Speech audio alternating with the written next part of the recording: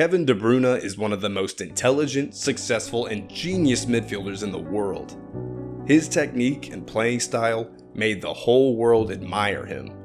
He's one of the favorite players of Pep Guardiola at Man City and is always considered an essential player in the squad.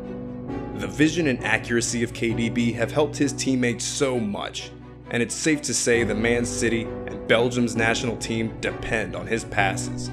But this success didn't come easy for the Belgian man. Let's have a look at his past and see what hardships he faced with his family as a kid and how that helped him to become a man worthy of discussing in the same bracket as Iniesta, Xavi, and Steven Gerrard. De Bruyne's been a stan of football since childhood. The young De Bruyne loved Liverpool more than anything, and this was mainly because of his grandfather, who was a supporter of the Reds. As a child, he had a jersey of Liverpool's Michael Owen, which according to him was his most precious collection as a kid. De Bruyne was 8 when he told his hometown coach that he wants to join Genk due to their training facilities being more suitable for KDB. KDB, even as a kid, had a very silent profile and had strict rules for himself. He wasn't much of an extrovert and remained silent, but just focused on football. When he joined Genk, the Genk management made arrangements for players to stay with foster families, as the players had to leave their hometowns. In the first season with Genk, he already made the coaches and management recognize his massive talent. He was an impressive addition to the team and controlled the flow of the game with his intelligent mind. KDB himself knew of his flaws of being socially awkward, and that's why, not to become a problem for his foster family, he stayed silent and didn't interact with them, because of the fear that he may look awkward while interacting with them. After his first season with Genk, he returned to his hometown. When he entered the home, he found his mom crying, and she then told the young KDB that his foster family called her and told her that he is no longer welcome in the foster family. They said, "It's about who you are," and they find it difficult to interact with him, and they think that he has social issues that will not let him become a great footballer. These words, according to Kevin, shaped his entire life. The young KDB was shocked and sad to hear these reviews. He went mad and took his football and kicked the ball at the fence for hours to vent his anger away. According to him, he kept saying, "Everything is going to be okay. In 2 months, I'm joining the first team," repeatedly to himself. Soon, the Genk management also believed that KDB had problems, and the management wasn't willing to keep him and pay another foster family to take care of him. As a result, he was sent to a boarding house for troubled kids.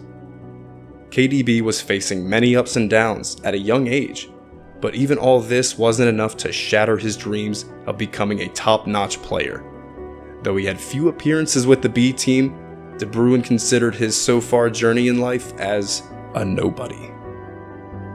A normal kid at this age might have broken down due to all the mess, but De Bruyne wasn't that type of kid.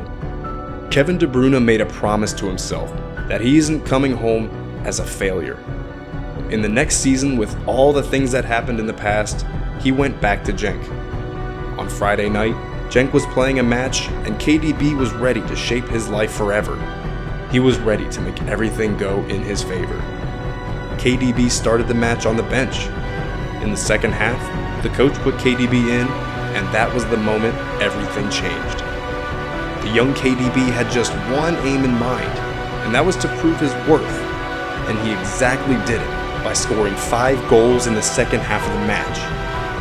After this match, things started to get better for De Bruyne, and one day his old foster family came to the club and asked him to come back and live with them again.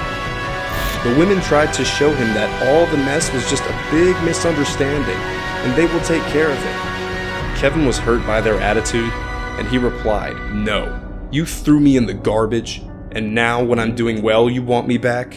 The cards of fate really turned in the favor of De Bruyne.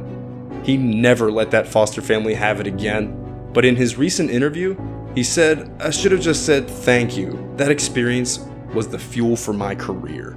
In 2012, Kevin De Bruyne moved to England when Chelsea signed him, but he faced problems adjusting to the new environment. He had a few issues with Mourinho and then Chelsea loaned him to Bundesliga club Bremen, where he scored 10 goals and registered 10 assists and 34 apps.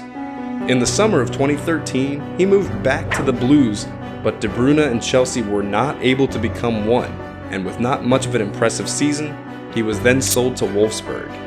Kevin De Bruyne again faced the problems he had in his early life, but giving up wasn't an option for him. He again took the challenge and made a promise to make Chelsea regret their decision of letting him go.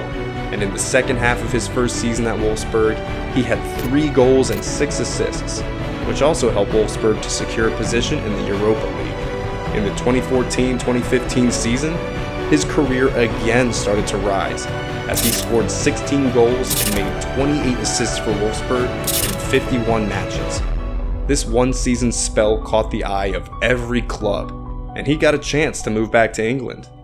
Though Wolfsburg wasn't going to let KDB leave, but his desire to become successful in EPL and make Chelsea eat their words was enough to make a move to Man City. Soon the entirety of England became a fan of his play and started admiring him, and since then, KDB has never looked back. Today, he's considered one of the best midfielders of the present era, and also became a talk during the mentions of all-time greats like Pirlo, Zidane, and Iniesta. It's clear that the problems and embarrassment he faced in his early life made him the KDB we know today. If it wasn't for all these problems, we might have never seen De Bruyne becoming this successful, because in that case, the fuel would never have come in his career.